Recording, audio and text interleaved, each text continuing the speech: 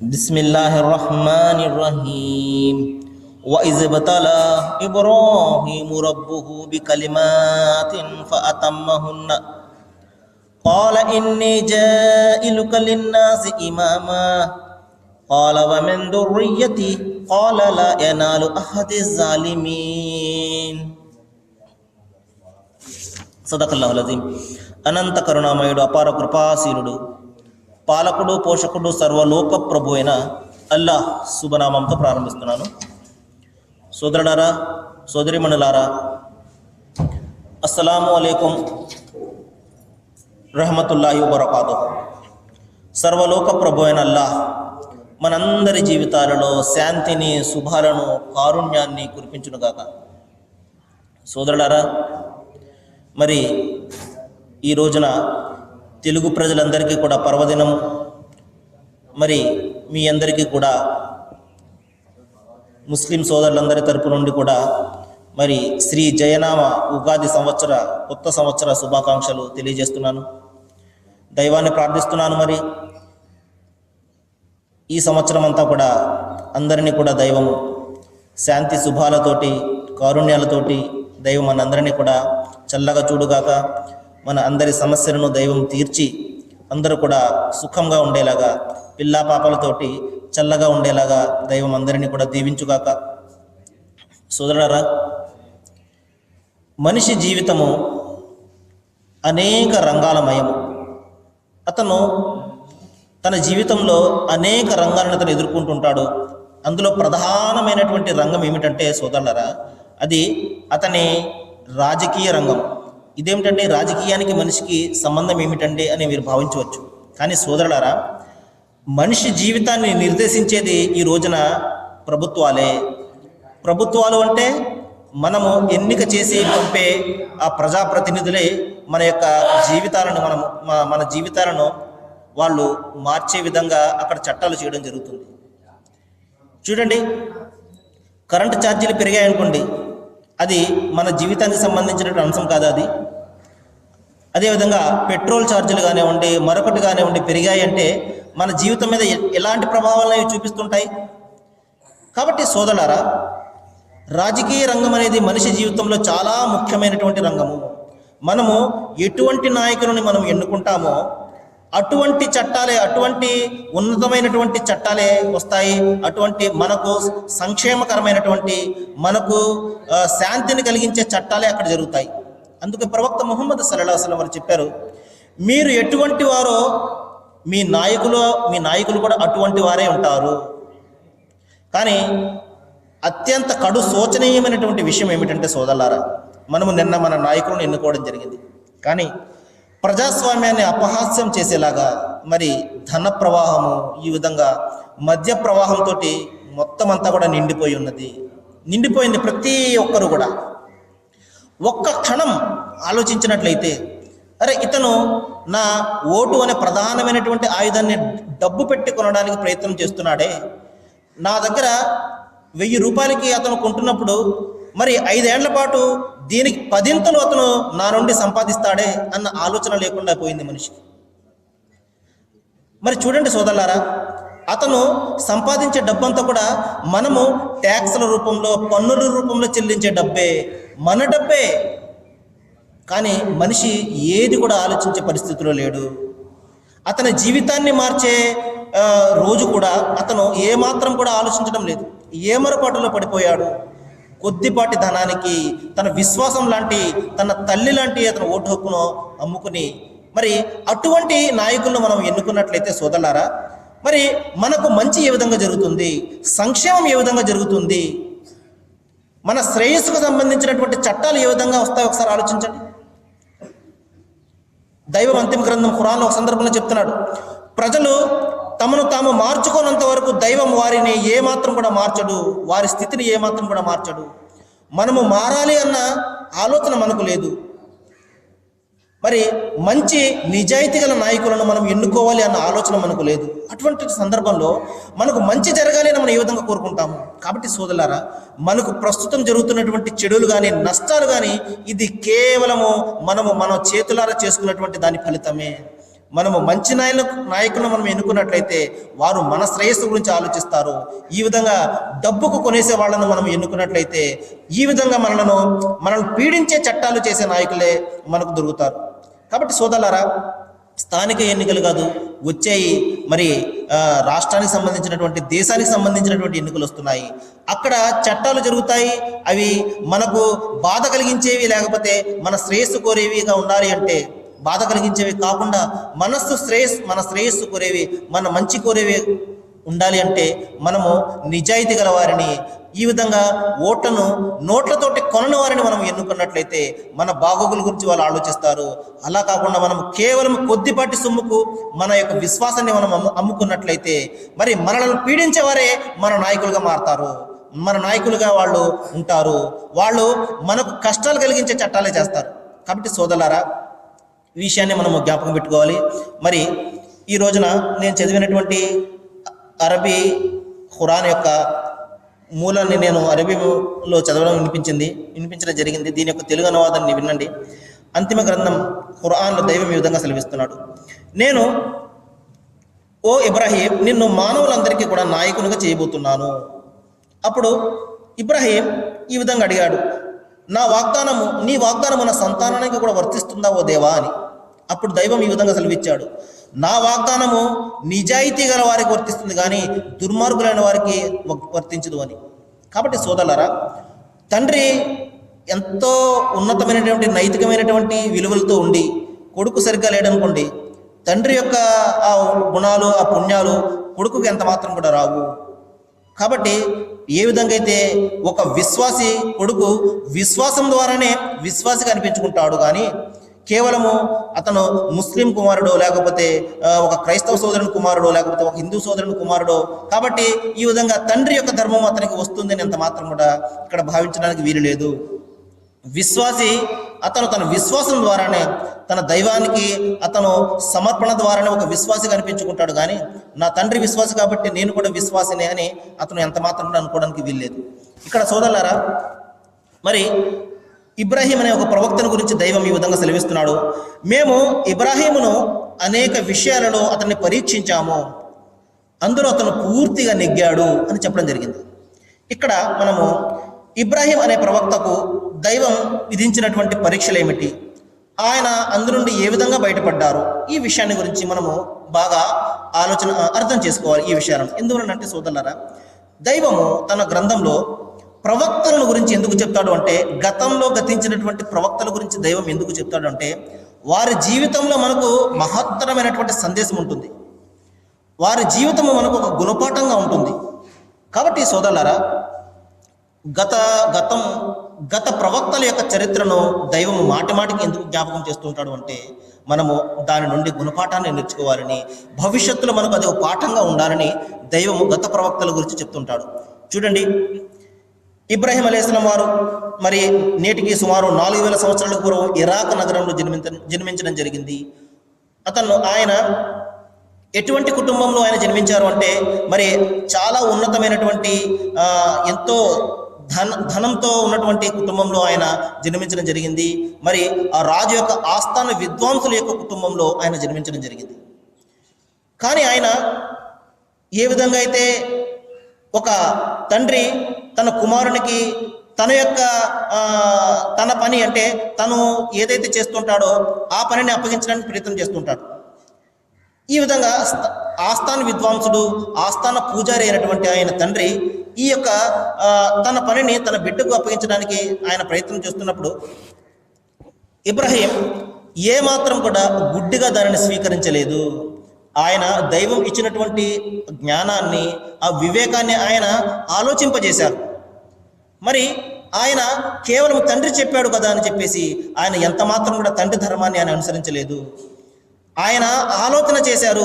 ఈ సృష్టి గురించి, ఈ సృష్టి యొక్క రహస్యాలను గురించి ఆయన ఆలోచన చేస్తూ దైవాన్ని గురించి ఆయన ఆలోచించడం మొదలుపెట్టారు.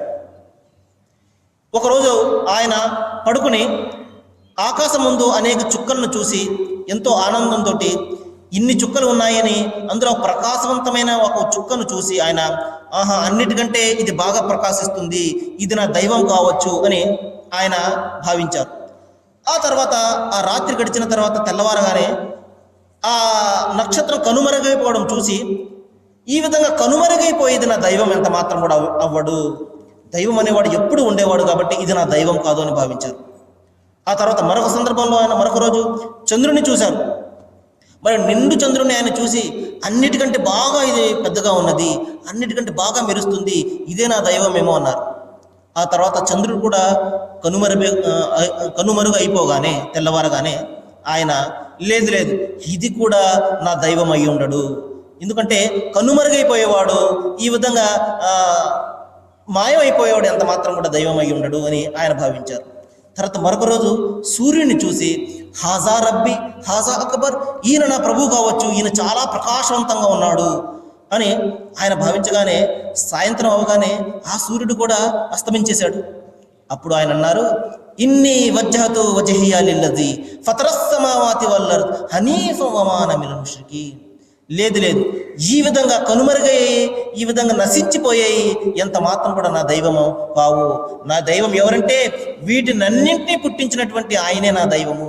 నేను ఆయన వైపునకే నా తలను తిప్పి నేను ఏకోన్ముఖుడనై ఆయనకు లొంగి ఉన్నాను అని చెప్పేసి ఆయన ప్రకటించడం జరిగింది. ఆ తర్వాత ఆయనకు మొట్టమొదటి పరీక్ష ఆయన తండ్రి మరియు ఆయన సమాజం ద్వారా ఆయనకు ఎదురైంది. మరి ఆయన తన తండ్రితో, ఎందువలనంటే ఒక వ్యక్తి సత్యాన్ని గ్రహించిన తర్వాత అతను ఎంత మాత్రం కూడా చేతులు కట్టుకుని ఉండలేడు. ఆ సత్యాన్ని నలుగురికి చెప్పాలి అన్న తపన అతనిలో బయలుదేరుతుంది. మొట్టమొదటిసారిగా తన దగ్గర బంధువులు, తన తల్లిదండ్రులకు ఆ సత్యాన్ని చెప్పడానికి అతను ప్రయత్నం చేస్తాడు. మరి అతనికి సత్యం తెలిసింది ఏది, ఈ విధంగా సృష్టి రాసులు ఎంత మాత్రం కూడా దైవం అవ్వలేవు, ఈ సృష్టి రాసులను పుట్టించిన ఆ ఏకైక సృష్టికర్త మాత్రమే దైవం అవుతాడు అన్న సత్యాన్ని ఆయన గ్రహించగానే మొట్టమొదటిసారిగా తన తండ్రికి చెప్పడం జరిగింది.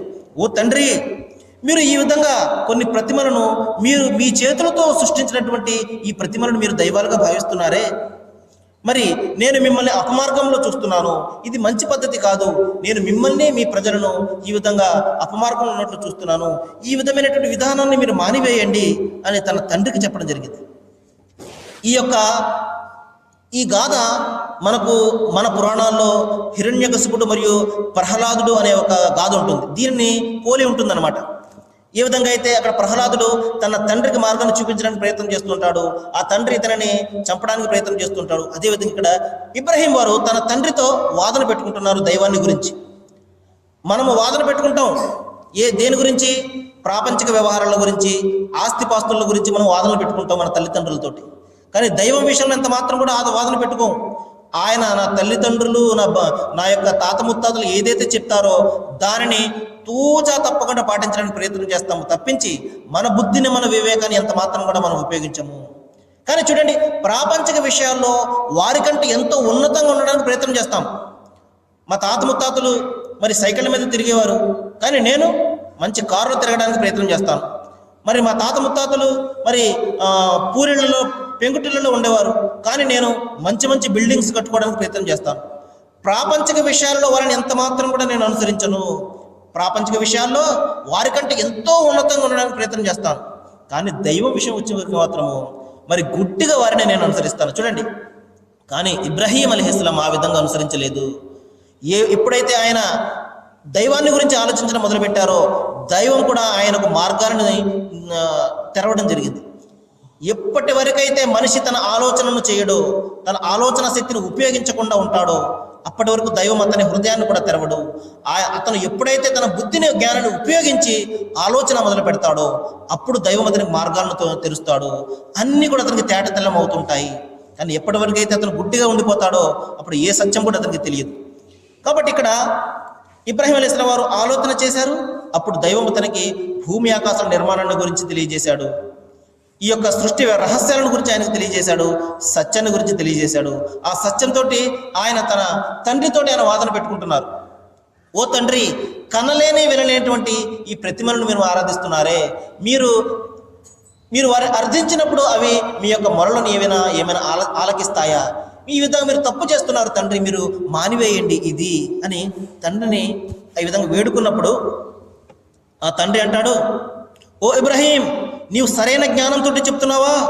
మరి ఇంత పండితుణ్ణి నేను, మరి రాజు యొక్క ఆస్థానంలో ఉన్నతమైనటువంటి ప్రధాన పండితుణ్ణి నేను, నిన్న మొన్నటి వరకు నా కళ్ళ ముందు పెరిగినటువంటి నీవు ఈ విధంగా నా జ్ఞానాన్ని గురించి నువ్వు ప్రశ్నిస్తున్నావా అని తన కొడుకుతోటి మాట్లాడుతున్నప్పుడు ఆ కొడుకు అంటాడు, ఓ తండ్రి, మీరు ఏదైతే జ్ఞానమని భావిస్తున్నారో అది జ్ఞానం కాదు, అది దైవానికి సంబంధించినటువంటి జ్ఞానమే నిజమైన జ్ఞానము. బైబిల్ గ్రంథంలో చాలా చక్కటి సూక్తి మనకు కనబడుతుంది. మరి యెహోవా యందు భయభక్తులు కలిగి ఉండటే జ్ఞానమునకు మూలము అని. కాబట్టి నిజమైనటువంటి జ్ఞానము మనము ఈ డిగ్రీలు సంపాదించడంలో లేదు సోదరులారా. చాలామంది మనం చూస్తుంటాము, పేరు కంటే పొడుగుగా అనేక డిగ్రీలు సంపాదించుకుంటారు. కానీ దురదృష్టకరమైన విషయం ఏంటంటే దైవాన్ని గురించి ఏమాత్రం కూడా తెలియదు వాళ్ళకి. కాబట్టి జ్ఞానము అనేది మనం సంపాదించే డిగ్రీలలో లేదు, మనము మాట్లాడే ఇంగ్లీష్లో లేదు సోదరులారా. జ్ఞానం అనేది నిజమైనటువంటి జ్ఞానం ఏది అంటే మనల్ని పుట్టించినటువంటి దైవాన్ని గుర్తించడమే నిజమైనటువంటి జ్ఞానం. ఆ జ్ఞానమే లేకపోతే ఇంకా ప్రాపంచిక జ్ఞానం ఎంత ఉన్నా కూడా వ్యర్థమే.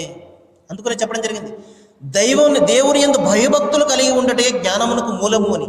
కాబట్టి జ్ఞానం అంటే దైవానికి సంబంధించిన జ్ఞానం నిజమైన జ్ఞానం. ఎవరి వద్దనైతే దైవానికి సంబంధించిన జ్ఞానం ఉంటుందో అతనికి ప్రపంచ జ్ఞానం కూడా లభిస్తుంది. ఎవరి వద్దనైతే ప్రాపంచిక జ్ఞానం మాత్రమే ఉంటుందో అతనికి దైవ జ్ఞానం ఎంత మాత్రం కూడా ఉండదు.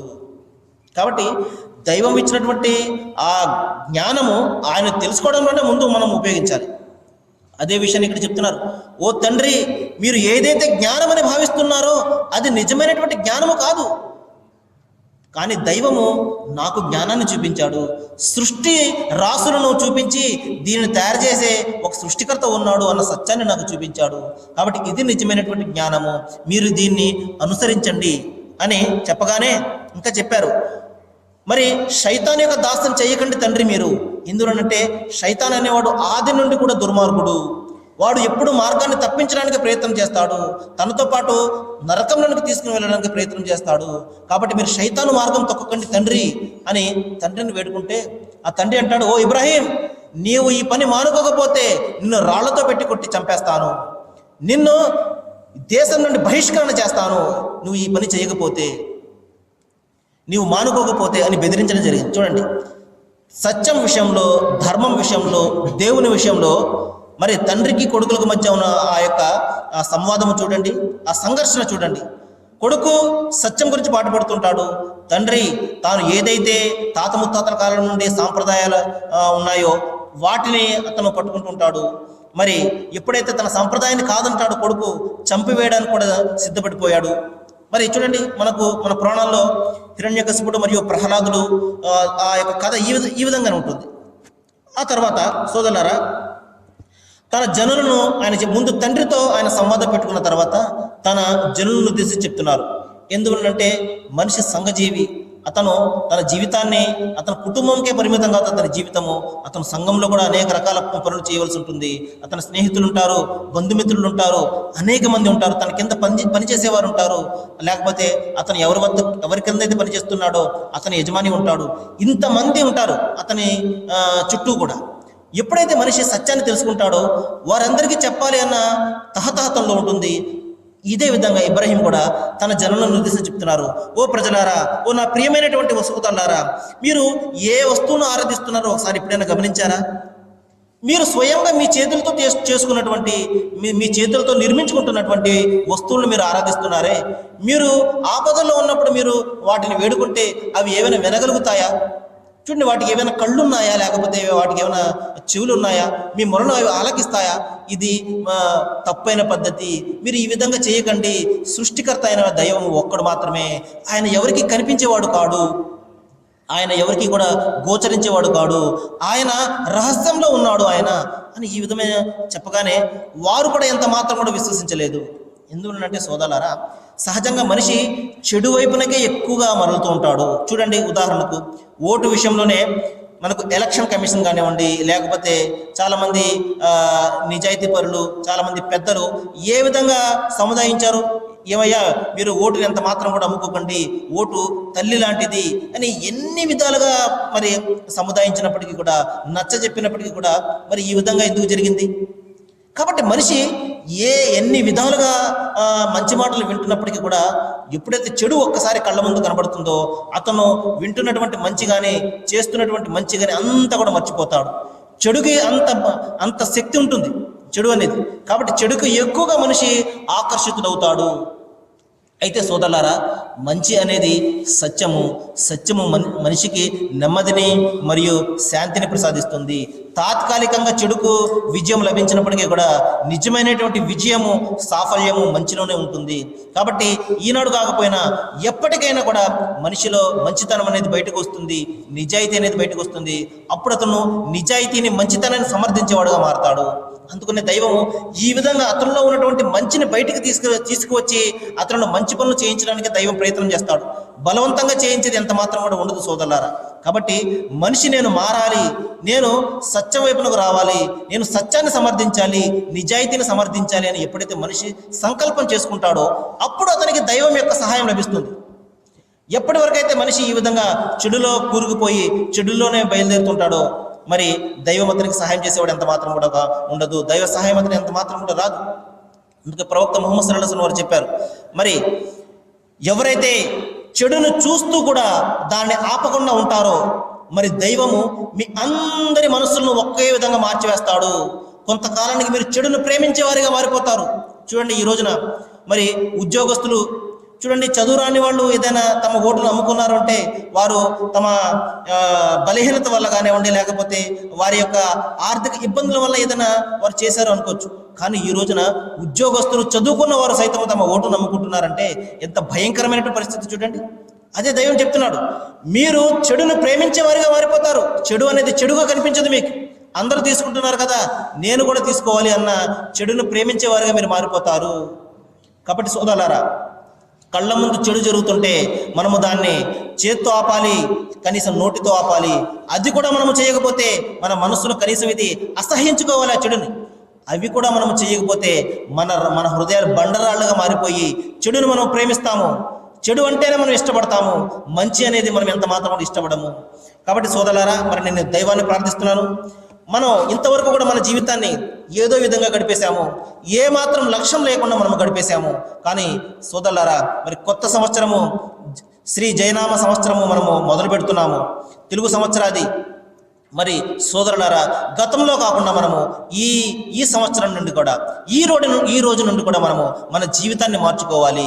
మన జీవితం అనుక్షణం కూడా మనము మంచి కోసం పాటుపడేవాడిగా, మంచిని ప్రేమించేవారిగా మనము మారాలి.